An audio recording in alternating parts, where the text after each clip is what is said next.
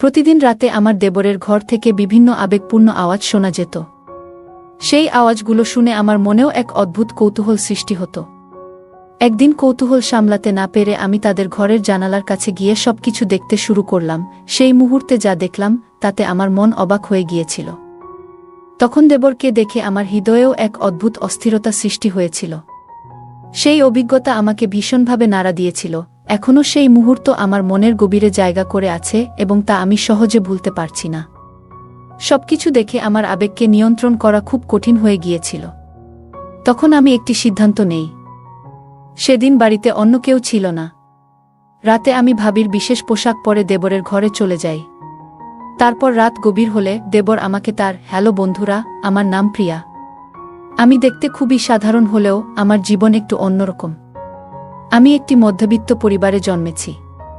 ছোটবেলায় গ্রামে থাকতাম, যেখানে মানুষজন নিজেদের জীবনের নানা ঘটনা খুব খোলামেলাভাবে বলত। তখন আমার বয়স ছিল মাত্র 17 বছর। আমাদের মহল্লার মহিলারা নিজেদের জীবনের গল্প বলতে ভালোবাসত। এইসব গল্প শুনতে শুনতে আমার জীবনের পথও বদলে গিয়েছিল। তবে সেই রাতটি ছিল আমার জীবনের এক নতুন অধ্যায়ের সূচনা। আমি ছোট থেকেই কিছু বিষয় নিয়ে অনেক প্রশ্ন করতাম। আমাদের পাড়ার মহিলারা নিজেদের ব্যক্তিগত জীবনের বিষয়গুলো নিয়ে এমন খোলামেলা কথা বলতো যে তা শুনলে আমার খুব অস্বস্তি হতো। আমি ভাবতাম, স্বামী স্ত্রীর মধ্যে যা কিছু হয় তা তো একান্ত ব্যক্তিগত, এগুলো নিয়ে এত আলোচনা করার কি প্রয়োজন? এই ধরনের কথা শুনে আমি প্রায় সেখান থেকে সরে যেতাম। আমাদের পরিবারে আমরা 4 জন ছিলাম, আমি, আমার মা বাবা এবং বড় ভাই। আমার ভাইয়ের বিয়ে হয়েছিল ঠিক 1 বছর আগে।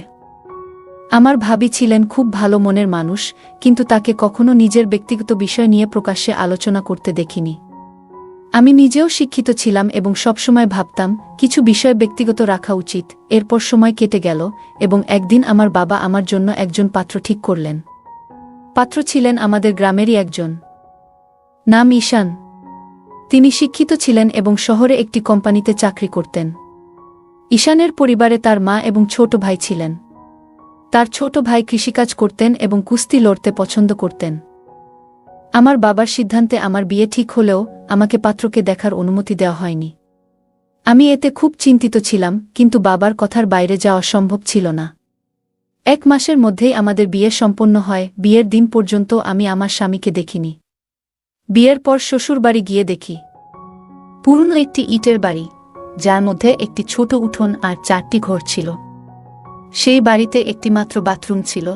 বিয়ের প্রথম দিনগুলোর সেই স্মৃতি এখনও আমার মনে খুব স্পষ্ট। জীবনের এই পরিবর্তন আমাকে এক নতুন অধ্যায় নিয়ে গিয়েছিল। আমার বিয়ে হয়ে গেছে এবং আমি এখন নতুন বাড়িতে আছি। বাড়িটি ছিল খুব সাধারণ, যেখানে একটি মাত্র বাথরুম ছিল যা সবাই ব্যবহার করত।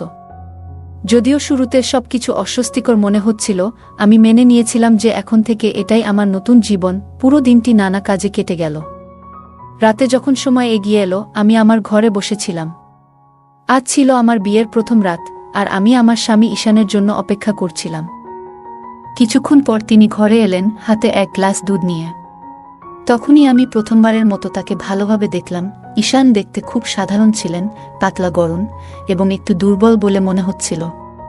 প্রথমে আমি একটু হতবাক হয়েছিলাম, কারণ আমি তার সম্পর্কে বেশি কিছু জানতাম না। তবে আমি নিজেকে শান্ত করলাম এবং ভাবলাম, হয়তো সময়ের সাথে সবকিছু বদলাবে। অনেক পুরুষই বিয়ের পর শারীরিক ও মানসিকভাবে ভালো হয়ে ওঠে। ঈশান আমার কাছে এসে বসে বললেন, প্রিয়া, তুমি আমার জীবনের সবচেয়ে সুন্দর উপহার। তোমার মতো জীবনসঙ্গী পাওয়ার স্বপ্ন আমি দীর্ঘদিন ধরে দেখেছি। আজ সেটা পূরণ হলো। তিনি আমার দিকে দুধের গ্লাস বাড়িয়ে দিয়ে বললেন, এটা পান করো। আমি একটু লজ্জা পেয়ে বললাম, আপনি আগে খান, তারপর আমি খাবো। তিনি হেসে গ্লাস থেকে 1 চুমুক নিলেন এবং তারপর আমাকে দিলেন। সেই মুহূর্তে আমার মনে হলো, এই নতুন জীবনে আমি ধীরে ধীরে মানিয়ে নেব। ঈশান প্রথমেই দুধের গ্লাস থেকে 1 চুমুক নিলেন, তারপর আমার দিকে এগিয়ে দিলেন। আমি বাকি দুধ পান করলাম। তার এই আচরণে আমার মনে ভালো লাগার অনুভূতি জন্ম নিল। তখন তার ব্যবহার আমাকে সত্যিই মুগ্ধ করেছিল। কিছুক্ষণ পর ঈশান আমার হাত ধরে আমাকে কাছে টেনে নিলেন। আমার মনে এক অদ্ভুত উত্তেজনায় ভরে উঠেছিল, কিন্তু আচমকা তিনি নিজেকে দূরে সরিয়ে নিয়ে ঘুমানোর জন্য শুয়ে পড়লেন। আমি খুবই বিভ্রান্ত হয়ে পড়লাম। আজ ছিল আমাদের বিয়ের প্রথম রাত এবং আমি এই রাতকে বিশেষভাবে মনে রাখার মতো করে কাটানোর স্বপ্ন দেখেছিলাম। কিন্তু সেই স্বপ্ন মুহূর্তেই ভেঙে গিয়েছিল। আমি বিছানায় শুয়ে রইলাম আর চিন্তা করতে লাগলাম। কিছুক্ষণ পর দেখলাম ঈশান গভীর ঘুমে তলিয়ে গেছেন।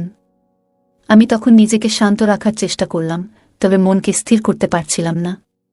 কখন যে ঘুমিয়ে পড়েছিলাম তা বুঝতে পারিনি। সকালে ঘুম ভাঙতেই দেখলাম সূর্যের আলো ঘর ভরে গেছে। আমি উঠে বাথরুমে গিয়ে ফ্রেশ হলাম। তারপর বাইরে এসে দেখি আমার ছোট ভাবি বাসন মাজছেন। আমি তার পাশে গিয়ে সাহায্য করতে লাগলাম। ভাবি মুচকি হেসে বললেন, প্রিয়া ভাবি, কাল রাতে কেমন কাটল?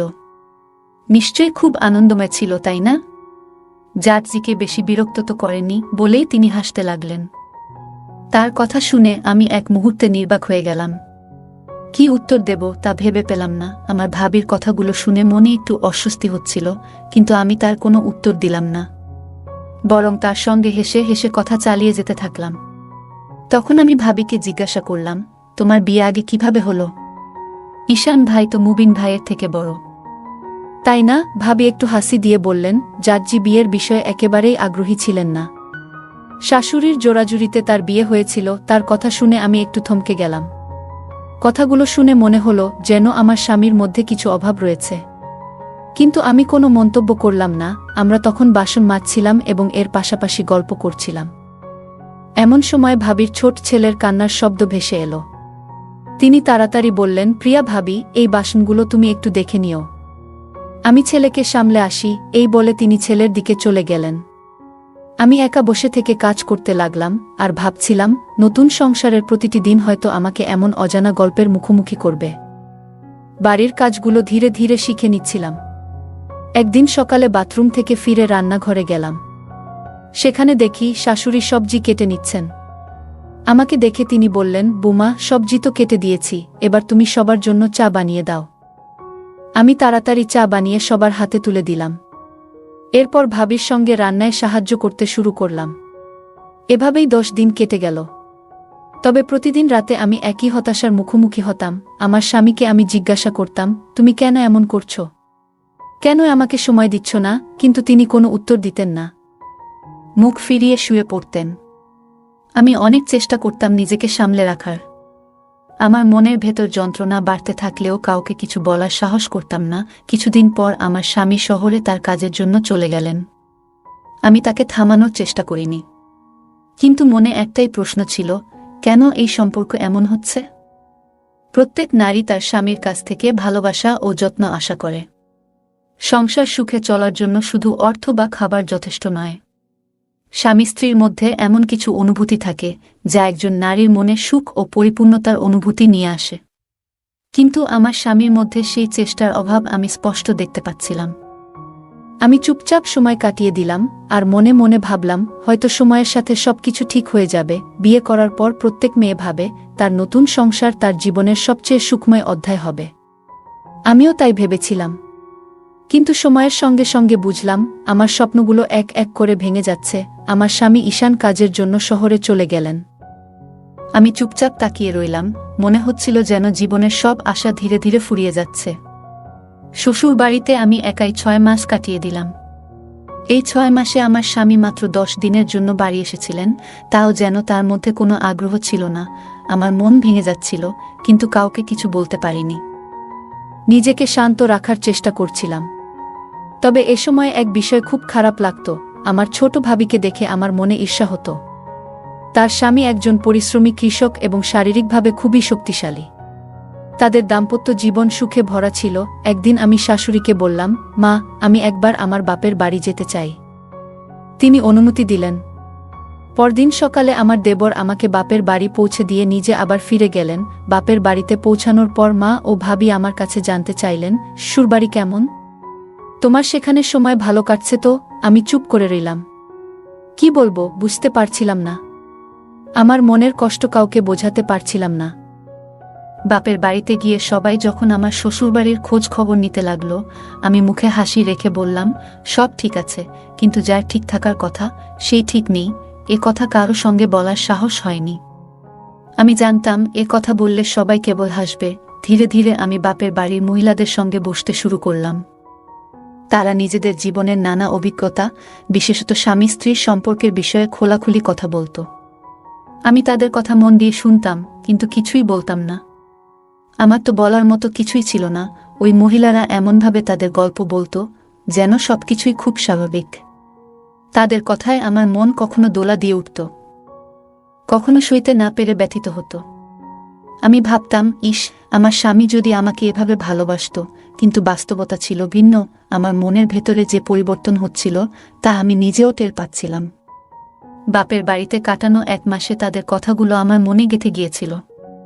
আমি অনুভব করছিলাম, আমিও আমার স্বামীর সঙ্গে এক সুন্দর সম্পর্ক চাই, যেখানে ভালোবাসা ও অনুভূতির গভীরতা থাকবে। হঠাৎ একদিন আমার দেবর এসে বলল, চলুন, আপনাকে শ্বশুরবাড়ি নিয়ে যেতে হবে। মা বাবা আনন্দের সঙ্গে আমাকে বিদায় দিলেন। আমি আবার আমার শ্বশুরবাড়ি ফিরে এলাম। কিন্তু ফিরে দেখলাম, আমার স্বামী তখনও শহরে। বাড়িতে ফিরে আসি, মনটা একটু বিষণ্ণ ছিল। তখন গরমকাল চলছিল, এবং এই গরমে ঘরে ঘুমানোর সময়ও তাপমাত্রা অসহ্য লাগছিল। এক রাতে, রাত প্রায় 1টার দিকে, বাথরুমে যাওয়ার জন্য আমি ঘুম থেকে উঠি। দেবরের ঘরের পাশ দিয়ে যাওয়ার সময় আমি একটা অদ্ভুত আওয়াজ শুনতে পাই। প্রথমে কিছুই বুঝতে পারছিলাম না, কেন এমন শব্দ হচ্ছে। আমার কৌতূহল বাড়তে থাকে, এবং আমি তাদের ঘরের জানালার পাশে গিয়ে একটু উকি দেই। ঘরে হালকা আলো জ্বলছিল, পাখা চলছিল, এবং জানালাগুলো খুলে রাখা ছিল তীব্র গরমের কারণে। যে দৃশ্য দেখলাম তা আমার মনের গভীরে একটা ঝড় তুলে দিল।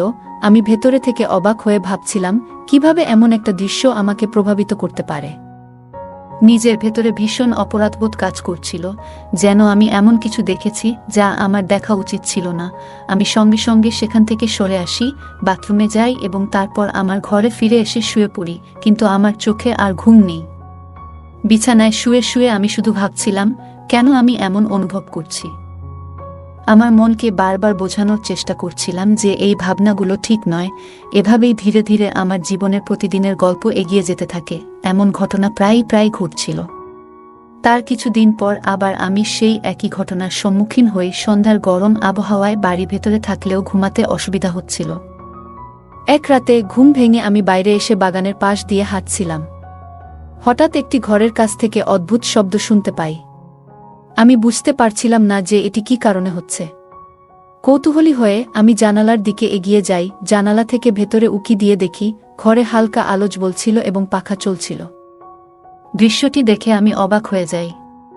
দৃশ্যটি আমার মনের গভীরে এক অদ্ভুত অনুভূতি সৃষ্টি করে। আমি দ্রুত সেখান থেকে সরে আসি এবং নিজের ঘরে ফিরে যাই। সকাল হলে আমি আমার ছোট ভাবিকে দেখি একটু অস্বাভাবিকভাবে হাঁটছেন। আমি তার দিকে তাকিয়ে হেসে বললাম, কি ব্যাপার? মনে হচ্ছে শরীরটা ভালো নেই। তিনি লজ্জা পেয়ে বললেন, হ্যাঁ, বোন, একটু কোমরে ব্যথা হচ্ছে।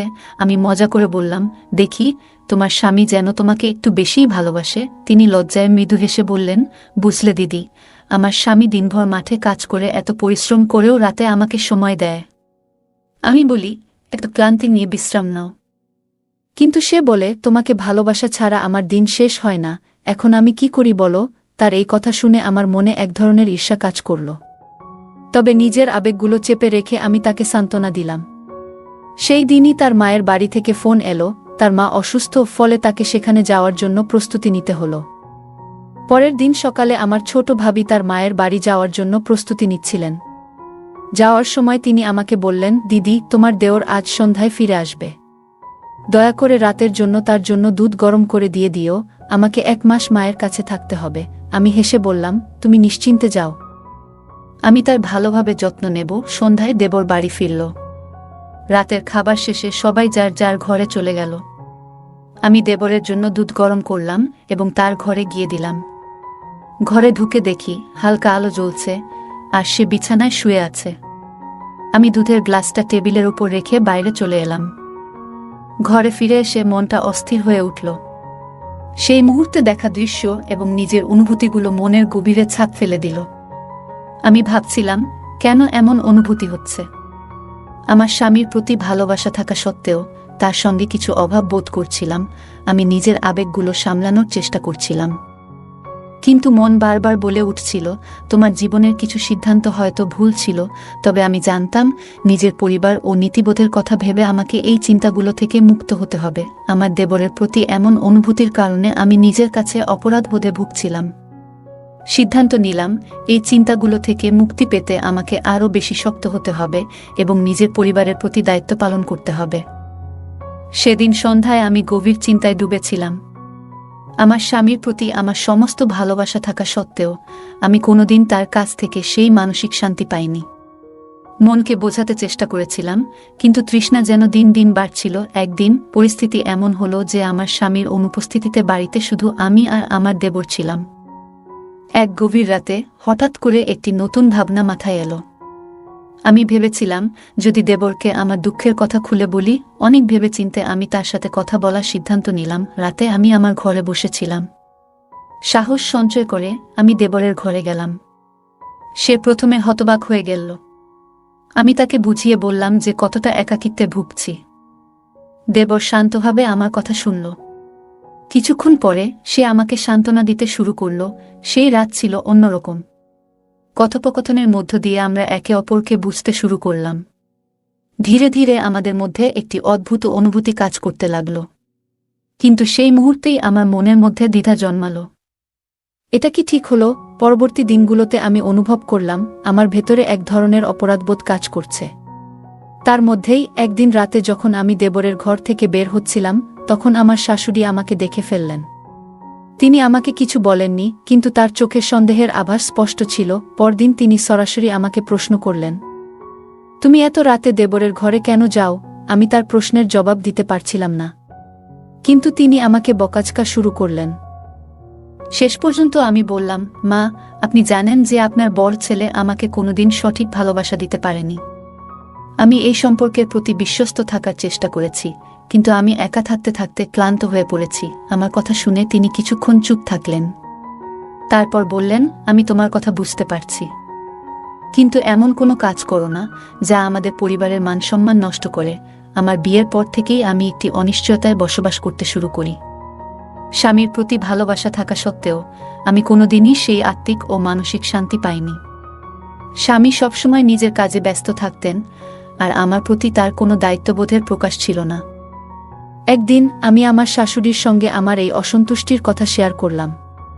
আমি বললাম, মা, আপনি হয়তো জানেন না, কিন্তু আমি এই বিয়েতে মানসিক শান্তি পাইনি। একজন নারী তার জীবনে যতটুকু আশা করে আমি ততটুকু পাইনি। আপনি কি জানেন আমি কতটা একাকিত্বে ভুগছি? আমার কথা শুনে শাশুড়ি চুপ হয়ে গেলেন। তিনি বললেন, আমি ভেবেছিলাম সময়ের সাথে সবকিছু ঠিক হয়ে যাবে, কিন্তু এখন মনে হচ্ছে তোমার কষ্ট অনেক গভীর। আমি বুঝতে পারিনি যে তোমার এই পরিস্থিতি এতটা গুরুতর। এরপর কয়েকদিন ধরে শাশুড়ি আর আমার মধ্যে কোনো কথা হয়নি। হঠাৎ একদিন তিনি আমার স্বামীকে ফোন করে সবকিছু জানালেন। স্বামী প্রথমে কিছুই বলল না, কিন্তু তার চোখে মুখে লজ্জার ছাপ স্পষ্ট ছিল। সেই রাতে আমি সিদ্ধান্ত নিলাম যে এই সম্পর্ক থেকে বেরিয়ে আসব। পরদিন সকালে আমি আমার ব্যাগ গুছিয়ে নিজের বাড়ি ফিরে এলাম। বাড়িতে পৌঁছে আমি আমার মনের সব কথা আমার মা এবং বড় ভাবির কাছে বললাম। তারা আমার দুঃখ শুনে খুবই মর্মাহত হলেন। ভাবি শাশুড়িকে ফোন করে আমার পরিস্থিতি নিয়ে কথা বললেন এবং তাদের সিদ্ধান্তের সমালোচনা করলেন। এরপর আমার পরিবার সিদ্ধান্ত নিল যে আমার জন্য একটি নতুন জীবন শুরু করা উচিত। কিছুদিন পর আমার ভাই এবং বাবা একটি নতুন সম্পর্কের প্রস্তাব নিয়ে এলেন। একজন সুদর্শন এবং সদয় স্বভাবের মানুষ আমার জীবনে এলো। আমার জীবনে অনেক ওঠাপড়ার পর অবশেষে একটি নতুন অধ্যায় শুরু হয়। আমার বিয়ে হয়েছিল একজন দয়ালু এবং দায়িত্বশীল মানুষ, আমনের সঙ্গে। আমনের প্রথম স্ত্রী 6 মাস আগে এক মর্মান্তিক দুর্ঘটনায় মারা যান। তার পরিবারে তার মা বাবা এবং ছোট একটি বোন ছিল, যে খুবই মিষ্টি স্বভাবের। আমার বিয়ের 15 দিনের মাথায় আমি নতুন শ্বশুরবাড়িতে প্রবেশ করি। আমন একজন সৎ এবং প্রতিষ্ঠিত মানুষ। তিনি তার অফিসে উচ্চপদে কাজ করেন। তার ভালোবাসা এবং যত্নে আমার মনে শান্তি আসতে শুরু করে। আমার শ্বশুরবাড়ির মানুষগুলোও আমাকে খুব স্নেহ করতেন। ধীরে ধীরে আমার পুরনো জীবনের দুঃখগুলোকে ভুলে গিয়ে আমি নতুন জীবনে মেতে উঠি। আমার স্বামী আমার প্রতি সবসময় যত্নশীল ছিলেন এবং আমাকে সেই ভালোবাসা দিয়েছিলেন যা একজন স্ত্রী তার স্বামীর কাছ থেকে আশা করে। আমিও তাকে পুরো মন থেকে ভালোবাসতে শুরু করি। জীবনের নতুন অধ্যায়ে এসে আমি উপলব্ধি করলাম, যখন জীবনে প্রকৃত ভালোবাসা এবং সঠিক দিক নির্দেশনা থাকে, তখন কোনো ভুল পথে হাঁটার প্রয়োজন হয় না। আমি সুখের জীবন কাটাতে শুরু করলাম এবং আমার ভেতরের সমস্ত হতাশাকে পেছনে ফেলে দিলাম। মানুষের জীবনে প্রতিটি স্বপ্ন পূরণের জন্য সঠিক সময় এবং সুযোগ দরকার। একজন নারীর জীবনে বিয়ে একটি নতুন আশা নিয়ে আসে, কিন্তু সেই আশা যদি পূর্ণ না হয়, তখন সে এক ধরনের ভাঙন অনুভব করে। অনেক সময় পরিস্থিতি মানুষকে ভুল পথে নিয়ে যায়, তবে এটা মনে রাখা উচিত, সঠিক সিদ্ধান্তই জীবনকে সুন্দর করে তুলতে পারে। অনেক সময় পরিস্থিতি মানুষকে ভুল পথে নিয়ে যেতে পারে, কিন্তু সঠিক সিদ্ধান্ত নিলে সেই ভুল পথ থেকে বেরিয়ে আসা সম্ভব। এটি দেখায় যে ভুল কখনো চূড়ান্ত নয়, বরং এটি সংশোধনের সুযোগ দেয়। গল্পের চরিত্রটি তার নিজের উপর বিশ্বাস রেখে নতুন জীবনের জন্য প্রস্তুতি নিয়েছে। এটি আমাদের শেখায় যে নিজের প্রতি বিশ্বাস এবং আত্মবিশ্বাস জীবনকে এগিয়ে নিয়ে যায়। গল্পটি আমাদের জীবনের নানা দিক সম্পর্কে নতুন উপলব্ধি দেয় এবং অনুপ্রেরণা যোগায়। এটি দেখায় যে সঠিক দৃষ্টিভঙ্গি এবং দৃঢ় মনোবল থাকলে যে কোনো চ্যালেঞ্জকে জয় করা সম্ভব। বন্ধুরা, এই ছিল আমাদের আজকের গল্প। আপনাদের গল্পটি কেমন লাগলো জানাতে ভুলবেন না। আপনাদের প্রতিটি কমেন্ট আমাদের উৎসাহ দেয়। গল্পটি ভালো লাগলে লাইক, শেয়ার এবং সাবস্ক্রাইব করতে ভুলবেন না। ধন্যবাদ।